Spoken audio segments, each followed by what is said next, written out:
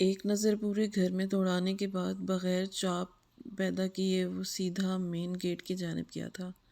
بڑی ہی دھیرے سے اس نے مین گیٹ کو اندر سے کنجی لگائی تھی، پھر اپنے ہاتھوں کو مسل کر اپنی زبان ہونٹوں پر پھیر کر بولا، آج نہیں بچنے والی تو میرے ہاتھوں سے، آج تو میں تیرا حشر کر کے رہوں گا۔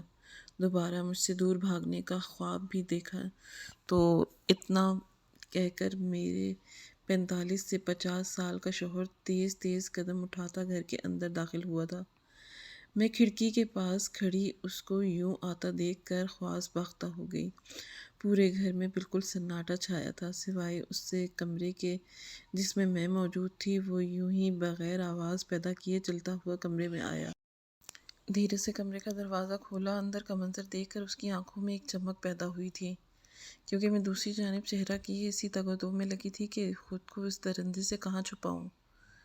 کچھ دیر پہلے میں بڑی ہی مطمئن اپنے سامنے گڑیا اور باقی کھلونے رکھے ان کے ساتھ کھیل رہی تھی، اس بات سے بالکل انجان کہ کتنا بڑا شیطان میری طاق میں کھڑا ہے۔ بالکل ہی آرام سے دروازے کو لاک کر کے وہ دھیرے دھیرے قدموں بڑھاتا میری طرف آیا۔ جیسے ہی پلٹ کر میں نے دیکھا تو میری تو آنکھیں گویا پتھرا ہی چکی تھی، میری تو گویا سانس لینا ہی بھول چکی تھی۔ اگلے ہی پل منور نے آگے بڑھ کر میرے ہاتھ سے گڑیا چھین لی اور پھر بڑی ہی بے دردی سے گڑیا کو نوچ کر ایک جانب پھینک دیا۔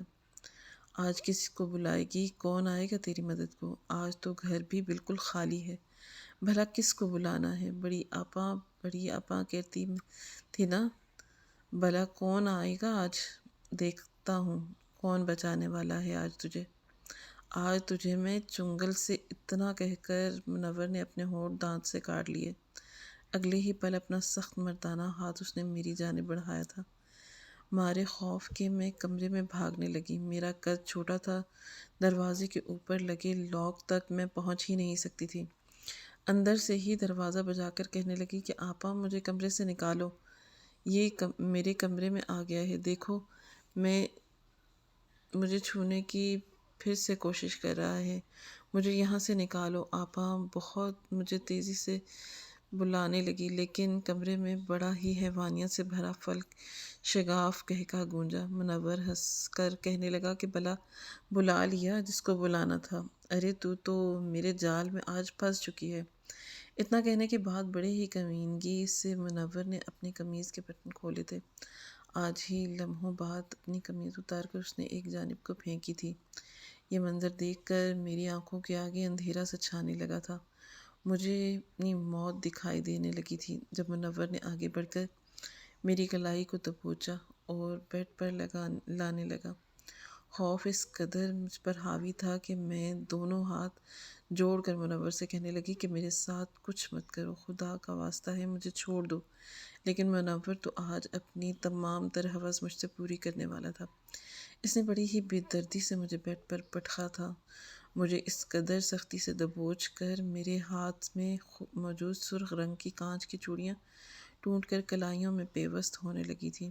خون کے فوارے کلائیوں سے بہہ کر بستر کو رنگین کر رہے تھے۔ میں نے بے ساختہ میرے منہ سے لفظ اماں نکلا تھا۔ میں نے اپنی ماں کا پیار اور لمس محسوس کیا تو نہیں تھا، حالانکہ البتہ تصویر میں اپنی ماں کو دیکھا تھا۔ میری ماں بالکل میرے جیسی تھی، یا یوں کہیں کہ اپنی ماں کی ہی کاپی تھی۔ وہی آنکھیں، وہی چہرہ اور وہی حد و حال۔ خاندان بھر میں جس نے بھی مجھے دیکھا مسکرا کر آنکھوں میں آنسو لائے یہی کہا تھا کہ نور بیٹیا تو بالکل اپنی اماں شہر بانو کی پرچھائی بن کر پیدا ہوئی ہے۔ میری پھپھو نے بڑے ہی پیار سے مجھے لا کر میرے باپ شہریار کی گود میں لا کر رکھا تھا۔ اگلے ہی پل ابا نے مجھے جھٹک دیا تھا۔ اگر میری پھپھو نہ سنبھالتی تو یقیناً میں نیچے گر چکی ہوتی۔ باپ غصے سے کہنے لگا، دور رکھ اسے میری قریب سے، مت آنے دینا اسے میرے قریب، میری بیوی کی قاتلہ ہے، ارے اس کی وجہ سے میری بانو مجھے چھوڑ کر چلی گئی، یہ دنیا میں آتی ہے اور نہ ہی میری بیوی مجھے چھوڑ کر جاتی۔ اگر مجھے پتہ ہوتا کہ میری بیوی مجھے چھوڑ کر چلی جائے گی تو اسے اس دنیا میں آنے ہی نہ دیتا، پہلے ہی مار دیتا۔ اتنا کہنے کے بعد میرا باپ پھوٹ پھوٹ کر رونے لگا۔ میری ماں کی باپ کی محبت کی شادی ہوئی تھی۔ انہوں نے پہلی مرتبہ جب ماں حاملہ ہوئی تو اپنے آنے والے بچے کو لے کر میں بھی انہوں نے خواب سجا کر رکھا تھا، مگر دل میں کئی طرح کے وسوسے پیدا ہو رہے تھے۔ اکثر ابا کہتے کہ ڈیلیوری کے وقت اگر ذرا بھی پیچیدگی ہوئی تو مجھے بہت ڈر لگتا ہے کہیں میں تمہیں کھو نہ دوں۔ اس بات پر ماں مسکرا کر کہہ دیتی کہ ارے آپ میرے اور میرے بچے کے لیے دعا کریں، خدا ہم دونوں کو صحیح اور سلامت رکھیں۔ جب 7واں مہینہ شروع ہوا تو ڈاکٹر نے صاف صاف کہہ دیا کہ ڈیلیوری کے وقت کچھ بھی پیچیدگی ہو سکتی ہے، ہمیں آپریشن کرنا پڑے گا۔ جب یہ بات ابا نے سنی تو یہی کہا تھا کہ مجھے بچہ ہی نہیں چاہیے، بے شک بچے کو بھی ماں سے جدا کر دیں۔ میں اپنی بیوی کو اس خطرے میں نہیں ڈال سکتا۔ اس قدر جنونی شخص پر تو قیامت تب ٹوٹ پڑی جب ڈیلیوری کے وقت مجھے تو نرس نے لا کر ابا کی گود میں تھما دیا۔ مجھے دیکھ کر ابا نے بے ساختہ اپنے لب میرے ماتھے پر رکھ دیے۔ اگلے ہی پل روتے ہوئے نرس سے پوچھا کہ میری بیوی ٹھیک ہے؟ تو کہنے لگے کہ اس بیٹی کو دیکھا ہے، مگر نرس نظریں چرا کر بتانے لگی کہ معذرت کے ساتھ ہم آپ کی بیوی کو نہیں بچا سکے۔ شاید وہ وقت تھا جب ایک باپ کے دل میں اپنی بیٹی کے لیے نفرت آ چکی تھی۔ مجھے معصوم کو وہ بڑی ہی حقارت سے مارنے لگے تھے، کہنے لگے کہ اس کی وجہ سے میری بیوی مجھے چھوڑ کر چلی گئی۔ یہ میری پھپھو تھی جس نے مجھے پالا، ورنہ ابا تو اپنی نظروں کے سامنے بھی دیکھنا گوارا نہیں کرتے تھے۔ 5 سال تک میں اپنی پھپھو کے پاس ہی رہی تھی، مگر جب پھپھو کی بھی شادی ہو گئی تو گھر میں صرف ابا اور میں رہ چکے تھے۔ اتنا تو میں جان ہی چکی تھی کہ میرا ابا مجھے شدید نفرت کرتا ہے۔ میں اپنی ماں کی تصویر کو سینے سے لگا کر اکثر سرگوشیوں میں اپنی ماں سے باتیں کرتی تھی کہ کاش اماں آپ اس دنیا میں ہوتی تو ہم سبھی خوش رہتے۔ میں نے تو سچ مچ میں اپنے آپ کی جان لے لی۔ ابا صحیح کہتے ہیں کہ میں ہی امی کی موت کی ذمہ دار ہوں، کیونکہ میرے آنے کے بعد نہ مجھے آپ کا پیار ملا اور نہ ہی میرے باپ کا نصیب ہوا۔ میں تو بالکل یتیموں جیسی زندگی گزار رہی ہوں۔ میں دھیرے دھیرے وقت گزارنے لگا، لیکن میرے ابا کے دل میں میرے لیے محبت نہیں آ پائی تھی۔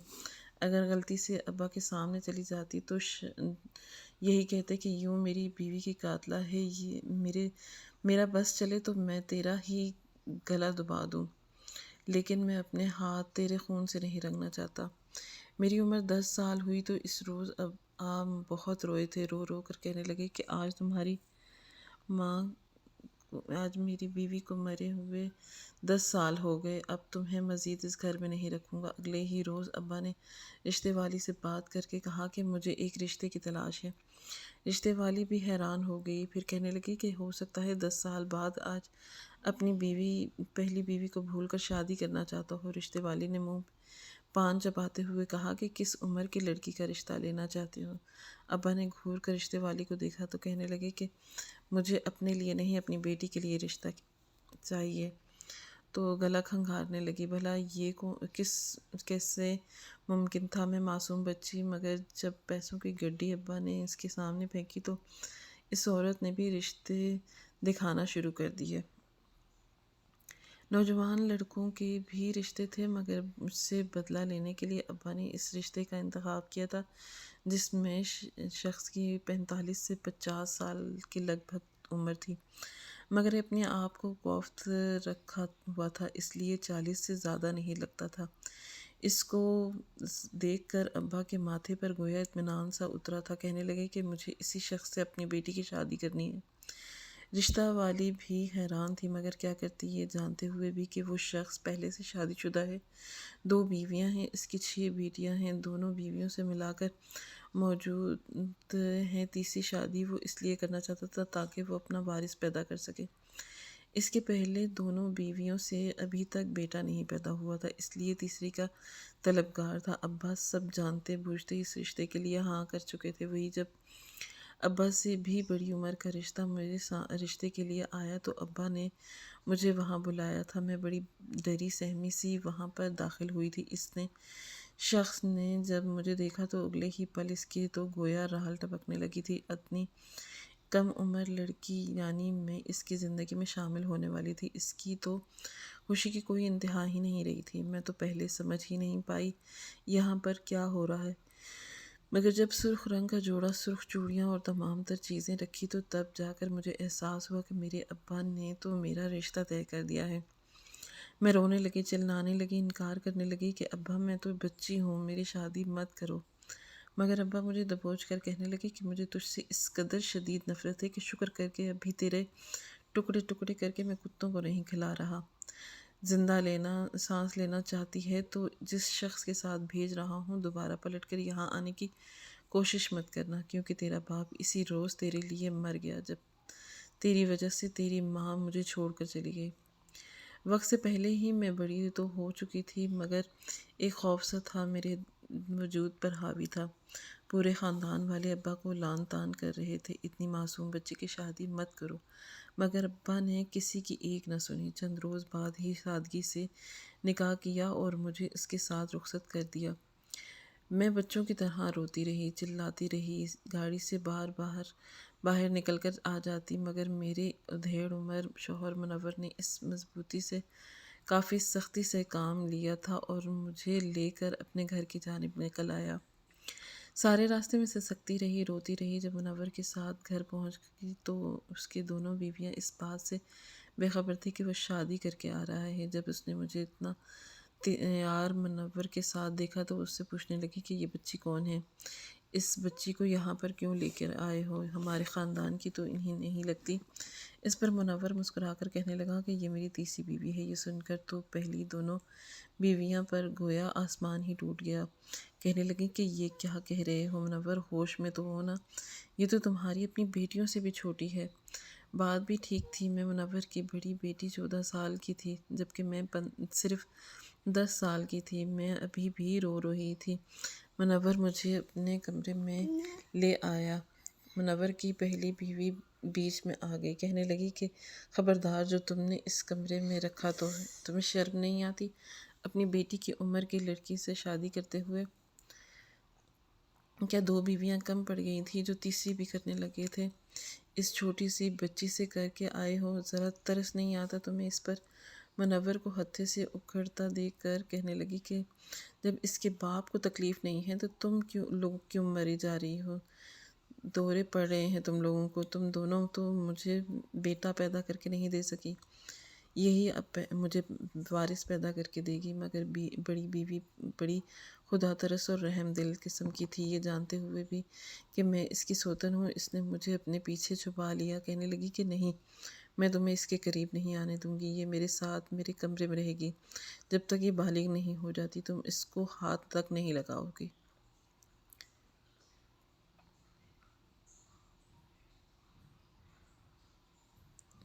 دوسری بیوی کو تو اس سب سے کوئی سروکار نہیں تھا، الٹا وہ سوتن والی نظروں سے مجھے دیکھ رہی تھی، کیونکہ منور نے اس کے ساتھ بھی بڑے محبت کے دعوے کر کے اسے یہاں لایا تھا۔ مگر جب اس نے اس سے 4 بیٹیاں پیدا کر کے دیں تو بہرحال منور تیسری شادی کے لیے ایک اور بیوی یعنی مجھے لے آیا۔ مجھے تو بڑی سوتن ہی اپنا سہارا لگ رہی تھی۔ آپا کہتے ہوئے اس کے دوپٹے میں چھپ گئی اور کہنے لگی کہ مجھے اس شخص سے بچا لے۔ منور بھلے ہی بڑا ہی باروب اور ہٹا کٹا قسم کا انسان تھا، اس کے آگے اس کسی قسم کی نہیں چلتی تھی، مگر اس معاملے میں وہ اپنی بیوی سے ذرا ہچکچاتا تھا، کیونکہ یہ گھر کی پہلی بیوی تھی۔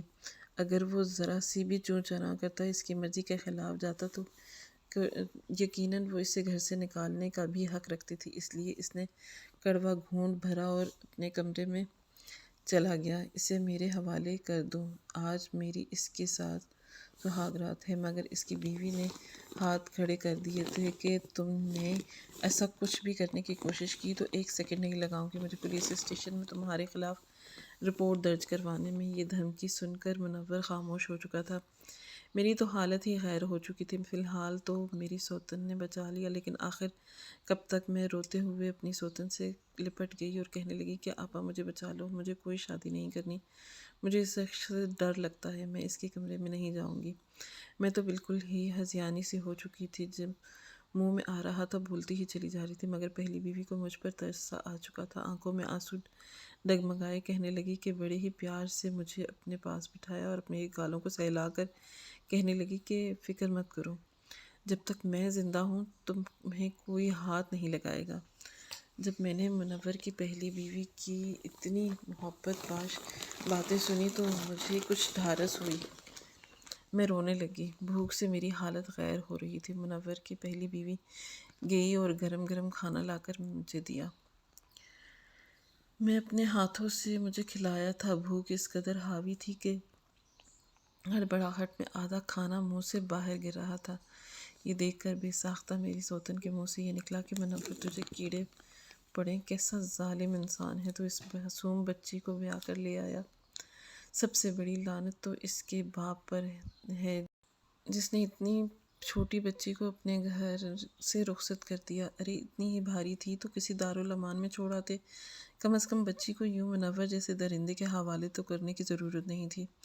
منور کی پہلی بیوی کے کمرے میں ہی میں رہ چکی تھی، جبکہ وہیں وہ رات بڑی مشکل سے منور کی کٹی تھی۔ رات میں 2-3 مرتبہ اٹھ کر وہ اس کمرے میں آیا تھا کہ کسی طرح موقع ملے اور وہ مجھے یہاں سے نکال کر لے جائے، لیکن سب کچھ تو جیسے ملیا میٹ ہو چکا تھا۔ منور یہی چاہتا تھا کہ کسی بہانے سے مجھے کمرے میں لے جائے یا ڈرا دھمکا کر ہی وہ اسے اپنا حق موصول کر لے، مگر میں تو کمرے سے باہر ہی نہ نکلتی۔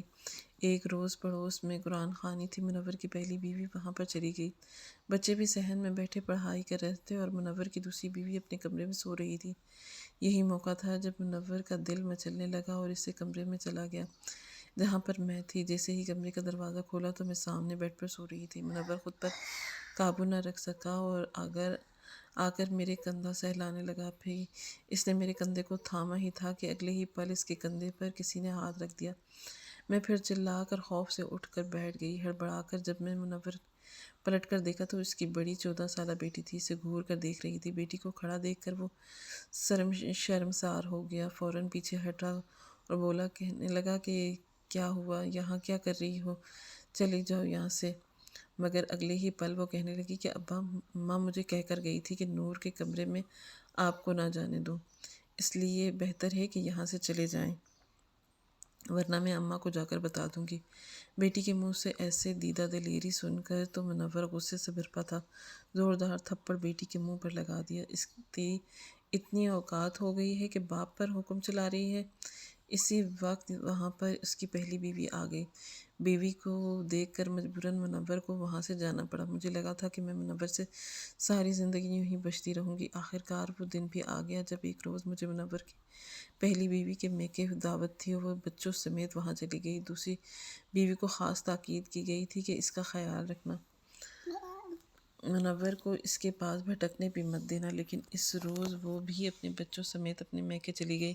گھر میں سوائے میرے اور منور کے اور کوئی بھی نہیں موجود تھا۔ آج تو جو مرضی ہو جاتا، میں منور کے ہاتھ سے بچ نہیں سکتی تھی۔ کمرے میں جا کر اس نے مجھے دبوچ لیا۔ میں چلاتی رہ گئی، مدد کے لیے پکارتی رہ گئی، مگر منور کو مجھ پر رحم نہیں آیا تھا۔ اس نے اپنا حق زوجیت سے وصول کر لیا تھا۔ میری تو حالت غیر ہو چکی تھی۔ ساری رات میں کرب میں مبتلا رہی۔ اگلے صبح جب منور کی پہلی بیوی گھر لوٹی تو جو حالت میری دیکھی تو سب دیکھ کر کہ اس نے اپنے شوہر کو بہت باتیں سنائی۔ مجھے لے کر ہسپتال گئی تھی۔ 1 ہفتے تک میں ہسپتال میں رہی۔ ایسا لگ رہا تھا جس سے میں منور کے خوف سے اپنی جان دے دوں گی۔ رو رو کر ابا کو پکارنے لگی، کاش وہ میرے ساتھ ایسا ظلم نہ کرتے۔ منور نے بڑا ہی حیوانوں والا سلوک میرے ساتھ کیا تھا۔ چند ہی ہفتوں بعد میری طبیعت خراب ہونے لگی۔ جب چیک اپ کروایا تو یہ بات سامنے آ گئی کہ میں حاملہ ہوں۔ جب اس بات میں منور کو پتہ چلا تو اس کی خوشی کی کوئی انتہا نہ رہی۔ وہ خود میرا خیال رکھنے لگا، میرے لیے پسندیدہ چیزیں لا کر دیتا تو نور ماں کا وقت بڑا ہی تیزی سے گزر گیا۔ جس قدر میری طبیعت خراب تھی، منور کی بیویوں کو یوں لگتا تھا کہ میں بچ نہیں پاؤں گی، مگر ماں نور 9 ماہ بعد آپریشن کے ذریعے میں نے ایک بیٹے کو جنم دیا تھا۔ بیٹے کی پیدائش پر تو منور کی خوشی کی کوئی انتہا نہ رہی تھی۔ مجھ سے زیادہ اسے اپنے بیٹے کی خوشی تھی۔ پورے خاندان میں اس نے مٹھائیاں بنوائی تھی۔ بیٹے کا عقیقہ تو گویا ولیمے جیسا ہوا تھا۔ جب میں گھر آئی تو آپا مجھے اپنے کمرے میں لے جانے لگی، مگر منور اسے روک لیا۔ کہنے لگا کہ نور میری بیوی ہے، میرے کمرے میں رہے گی۔ میں ایک بیٹا تو لے چکا ہوں، لیکن میری یہ خواہش ہے کہ وہ بھی بیٹوں کا باپ بنوں، نور کو میرے کمرے میں رہنے دو۔ اب یہ کوئی بچی نہیں رہی، ایک بیٹے کی ماں بن چکی ہے، مگر اس کی بیوی نے اسے کرنے ہی نہیں دیا تھا۔ منور کی دوسری بیوی تو حسد کرنے لگی تھی مجھ سے، کیونکہ میں نے منور کو بیٹا پیدا کر کے دیا تھا، جبکہ پہلی بیوی بالکل اپنی اولاد کی طرح میرا خیال رکھتی تھی۔ دھیرے دھیرے وقت یوں ہی گزرتا گیا۔ بھلے ہی 11 سال کی عمر میں ماں بن چکی تھی، مگر اب اپنے بیٹے سرمد کی دیکھ بھال تو میں نے خود ہی کرنی تھی۔ آدھی رات کو بچہ روتا تو منور بھی مجھے ڈانٹنے لگتا کہ اسے چپ کرواؤ، کیوں رو رہا ہے، اسے بھوک لگی ہوگی۔ میں نیند سے بھوجل اپنے بیٹے کو چپ کروانے کی کوشش کرتی، مگر وہ تو کسی طور بھی چین نہیں پاتا تھا، ہر وقت روتا رہتا تھا۔ مجبوراً میں اپنی سوتن کے دروازے پر دستک دیتی کہ نہ جانے یہ کیوں رو رہا ہے۔ بعض دفعہ تو بچے کو روتا دیکھ کر میں خود بھی رونے لگتی تھی، سمجھ میں نہیں آتا تھا کیا کروں۔ میری حالت دن بدن گرتی چلی جا رہی تھی۔ ابھی تو بڑی مشکل سے پہلا بیٹا ہی 5 مہینے کا ہوا تھا کہ جب منور نے ایک اور حکم صادر کر دیا: میں تمہارے ساتھ دوبارہ تعلق قائم کرنا چاہتا ہوں، مجھے اس مرتبہ بھی بیٹا چاہیے۔ میری طبیعت پہلے بھی خراب تھی، میں نے انکار کر دیا، مگر منور کو مجھ پر کہاں رحم آنا تھا، وہ میرے ساتھ بہت زیادہ تعلق قائم کرنے لگا۔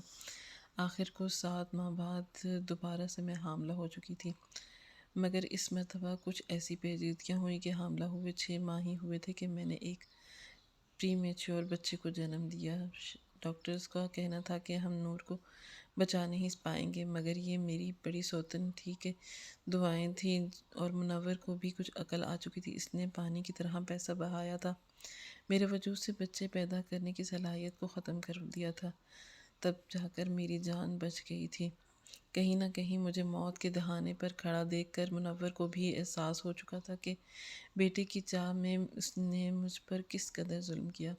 جب میں واپس ہسپتال سے لوٹ کر آئی تو منور نے خود ہی اپنا کمرہ مجھ سے الگ کر دیا۔ پہلی بیوی سے کہنے لگا کہ اس کو سنبھالنے کی ذمہ داری اب تمہاری ہے۔ بیٹیوں کے ساتھ ساتھ وہ اپنے بیٹے سے بہت زیادہ محبت کرتا تھا۔ اپنا بیٹا بھی اس نے اپنی پہلی بیوی کے سپرد کر دیا۔ مجھ پر کیے جانے والے ظلموں زیادتیوں کا ازالہ کرنا چاہتا تھا، اس لیے اس نے ایک روز جب مجھے کمرے میں بلایا تو میں بالکل کسی کٹ پتلی کے مانند وہاں پر آئی تھی، یہی سمجھ رہی تھی کہ شاید آج بھی ایک مرتبہ پھر میری روح کو چھلنی کیا جائے گا، مگر ایسا نہیں تھا۔ منور نے بڑے ہی پیار سے مجھ سے بات کی تھی، دھیرے دھیرے وہ میرے ساتھ اپنا رویہ بالکل دوستانہ کرنے لگا تھا۔